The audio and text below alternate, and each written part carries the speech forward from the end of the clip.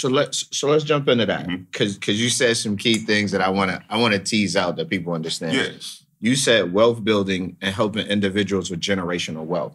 So talk to me about that. Give me some numbers. Obviously, you can't give me the clients, but talk to me about the money, the numbers that you were helping individuals move, like the units. How much? Man, we're talking 20 plus million and up. When you think about some of my clients, I was working with 70-year-olds, 80-year-olds, people that have accumulated money throughout their whole life. Now they're sitting on this portfolio, and this is just stock market investment. This doesn't include real estate. This doesn't include art collections or cars.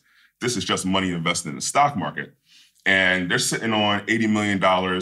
They have wills. They have trusts all set up.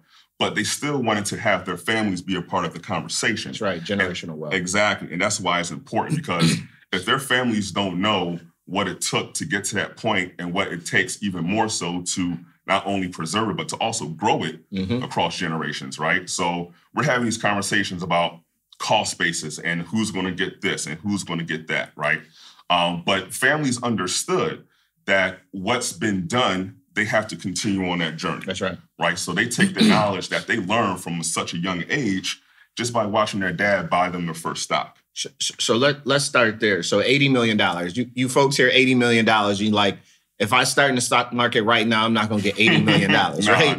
But I want to give the folks the magnitude of what can happen over generations. Yeah. You may not be the first person to hit 80 M. So doing this investment thing is changing legacy. You might hit 500,000, you might hit 1 million, but your children's might hit that 80 million. So let's go all the way back, right? Because they had to start somewhere. Yes. So the question that I get all of the time, well, Shamari, you in depth, you've been doing this for years. How do I get started? Like if you had, what I'm gonna do, I'm gonna ask you say 3 words on how do I get started? And then I'm gonna let you elaborate. Sure. But if somebody left with just 3 words when they ask, how do I get started? What's just those 3 words?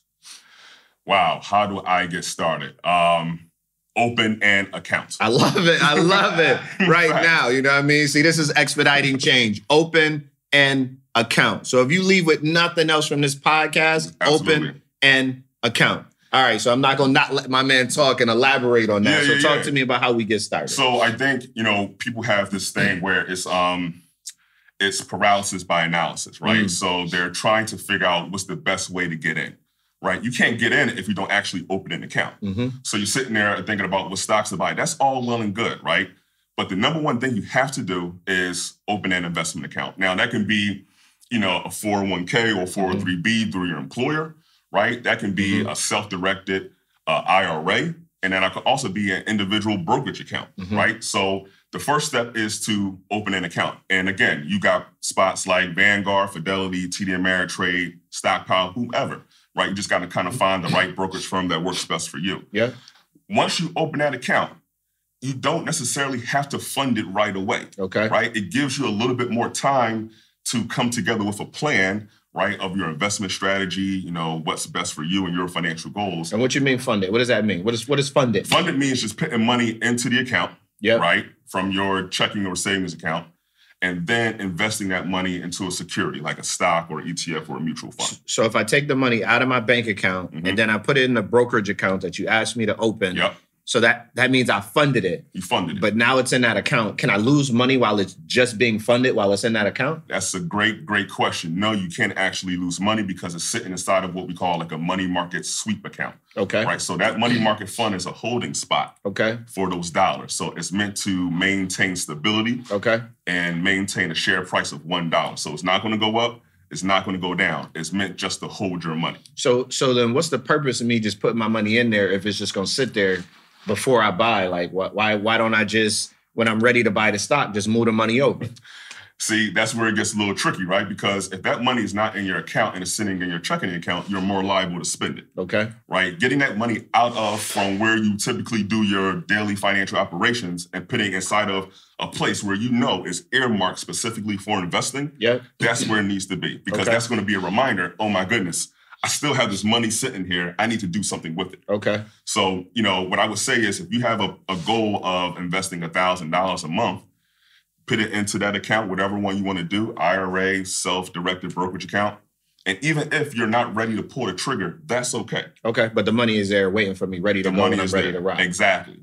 So me, I'm not certified. I didn't work for Vanguard, but my advice is always make sure you buy what you already use. Exactly. So we're going to shift this to how do I decide now that I've funded my account, what do I buy, Justin?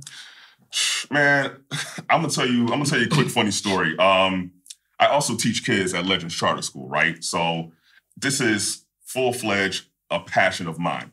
When we were talking about first investing in a stock market, right? So what we did was we created homeroom names based off of stocks, based off of companies. Yep. So one homeroom, Microsoft last year, I said, you know what? Before we even get started in the school year, do a scavenger hunt in your house, right? Take a list, write down every product and service that you use, and then come back to me and let's discuss it. So they came back, they said, oh, I use Tide, which is made by Procter & Gamble. I use Microsoft, or I got an Xbox at home. I'm using Microsoft, right? I listen to iTunes, so now that's Apple.